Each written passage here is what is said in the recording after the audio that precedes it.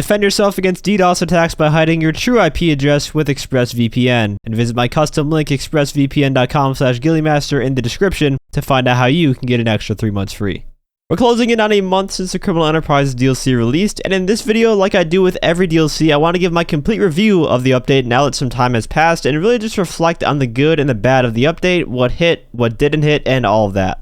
From what I saw leading up to the DLC, there was a lot of hype surrounding it, as there usually is with a GTLN update. The trailer and the marketing leading up to the DLC showed new weapons, awesome new cars, new activities on Cayo Perico, just a lot of fun stuff that you would rightfully so be excited for. And myself included, I was extremely hyped for the DLC. But I think the main problem is that on day one of the DLC, you realize that a vast majority of the content that was shown off in those trailers and marketing screenshots leading up to it just wasn't in the game. I mean, think about it. The dealerships, a lot of the cars that were in the trailer weren't there on release. The M16 rifle that they showed off in a screenshot in a newswire wasn't there on release. And I think that ultimately killed a lot of the hype that everyone had for the update on day one. It almost felt like it was very much lacking in content because of this. On release day of the DLC, we only got 6 new vehicles, the ULP missions, the precision rifle, and the quality of life updates to the other businesses, and that's really it aside from a tad bit of clothing.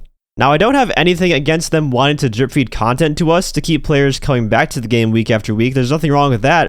The issue is that I feel there needs to be a clear focus on making sure there's enough content on day one of the update, and then having drip feed content on top of the already existing day one stuff. Instead of what it seems like they're doing now is just making tons of content that they want in the update and then cutting a ton of it to save for drip feed. Especially when so much content was shown off to us in trailers that we just didn't get on the release day of the DLC. That should not be the way to show off new content because it's very misleading to the fans who come to expect what they see in the trailer when they play the DLC when it comes out. They're showing off all this cool stuff, the new Camaro, the Cayo Perico races, the Obey 10F in the trailer, and at the end it says July 26th, so you can't really blame people for going to play the game on that day and then being disappointed by the missing content that was shown off in the trailer. I would say this is even worse than the Smuggler's Run trailer, which did the exact same thing. It showed off aircraft like the Hunter, but the Hunter didn't actually release until 3 months after the DLC in November. The Criminal Enterprises not only did that with vehicles, but also with general content, new gameplay features. So to summarize my take on the whole drip feeding thing, I'm not against drip feeding. I think it can be good, but there shouldn't be content shown in trailers that is not going to be available day one.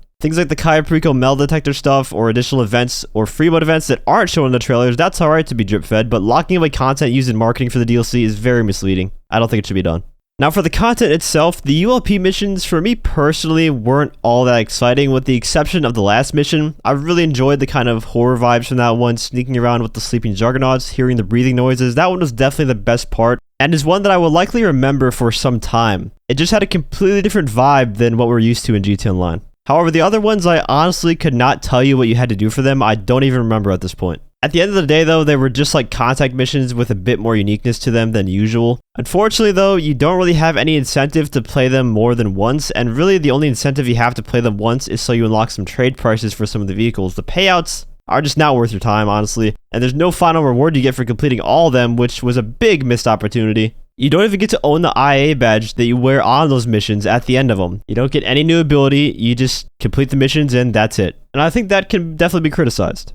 For example, in the summer 2020 DLC with the yacht missions, which kind of resemble this format of the IA missions with them being a little bit better than contact missions, for completing those missions, your fee to move the yacht was heavily discounted, and you also got a brand new yacht captain outfit, which was really cool. The whole reward aspect is just missing from the ULP missions. There's not even a section for this update in the rewards tab, which usually there are a bunch of rewards for completing different things in every DLC, but this one just doesn't have one. As I mentioned in my Kanata in-depth guide, it would have been very cool if maybe we unlocked the ability to spawn in the Kanata next to us by calling ULP for completing the missions, and for an outfit, all they really had to do was give us the IA badge as an accessory that we can use. That's really all that would have had to be done.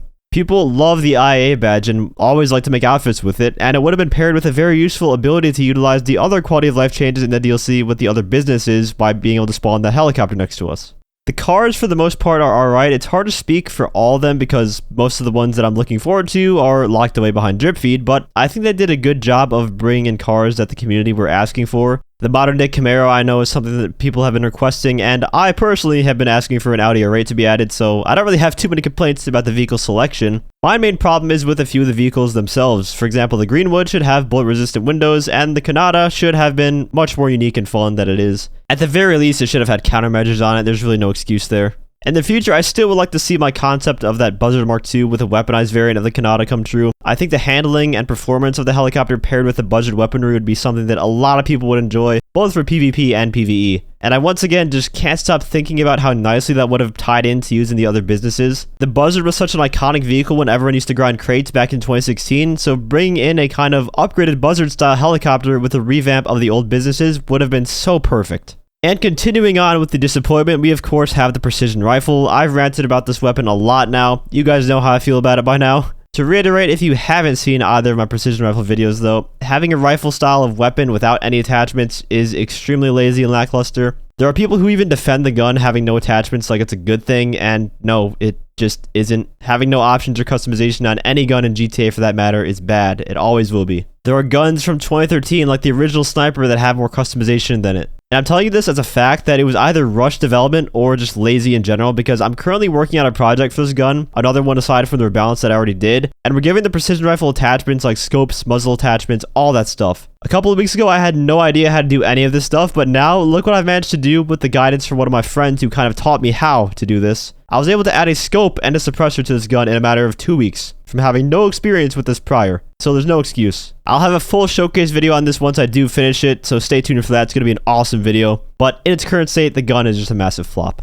As for the quality of life changes with this update, they were very good changes all around for the most part. I don't really have too many bad things to say about the changes that were made. The Oppressor Mark II nerf was very good, although people still only use that bike, but the nerf was definitely needed for sure. Being able to do businesses and private sessions, easier snack access, those were all very good changes. It's just that there are still so many balance issues and problems that need to be addressed. For example, the orbital cannon is a huge one, and I think the explosive cannons on the jets could also be looked into a bit. I think there could be some good changes made there. I know some people will say that now that we can do businesses and private lobbies, that those aren't issues anymore, but that's simply not true, and it's just simply a cop-out excuse for not wanting to deal with the problems themselves. It's the equivalent of saying, just find a new lobby if there's a modder or a god mode user. That's just running from the problem, not dealing with it. I do think some of the payout increases were not really thought out all that well, and were just kind of thrown in just to say they did something.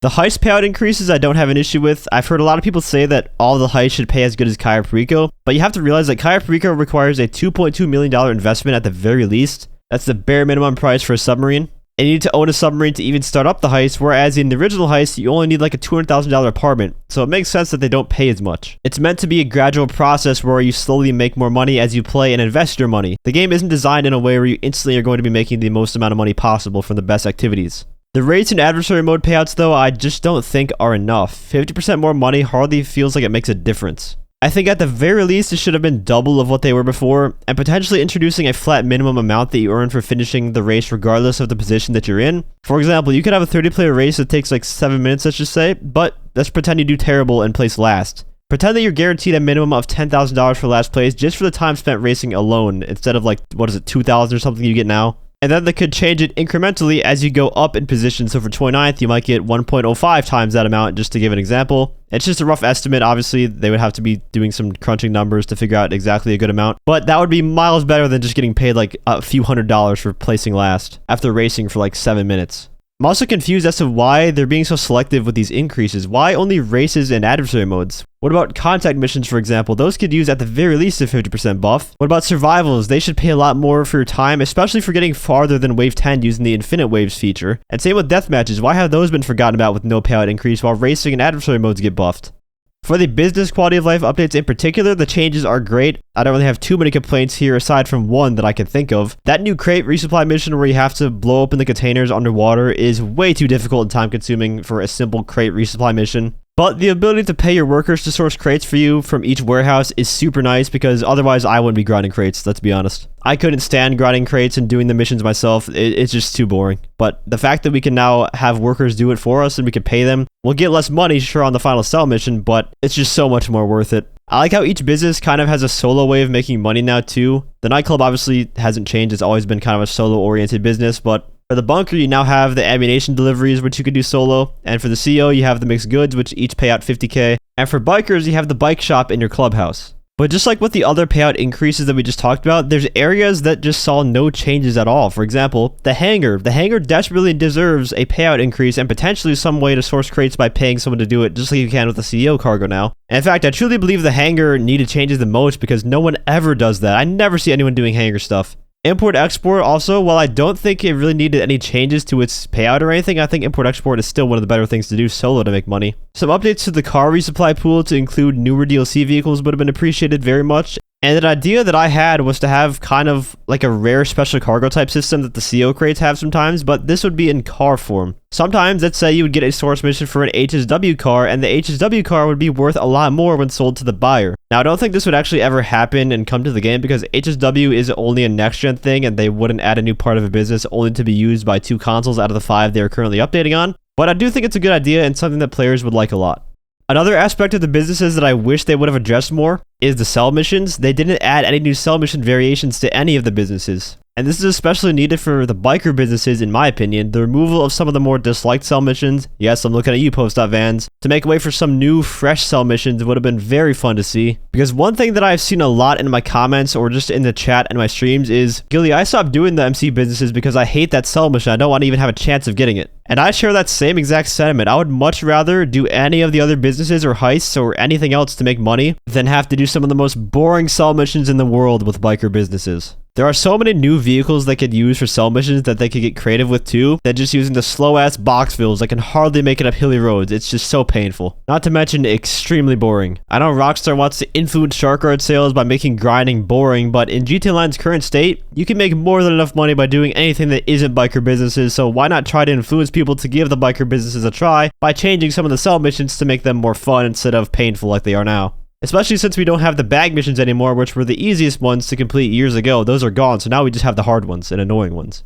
In the end, if I had to give this DLC a rating, I would probably give it a 5 or 6 out of 10. Most of the points come from the quality of life updates, but a lot of the actual new content missed the mark for me, and I felt they could have done a lot better with it. Not to mention, we just didn't get a whole lot on day 1 to begin with. But let me know what you guys think about the update, and what score would you give the update out of 10? Let me know down in the comments. If you enjoyed the video or found it helpful, feel free to leave a like, as well as subscribe to my channel for more GTA Online content. I want to give a huge shout out to all my channel members for your support. If you'd like to become a member for some exclusive perks, you can either use the join button or the link that's down in the description. And as always, thanks for watching, and have a great day.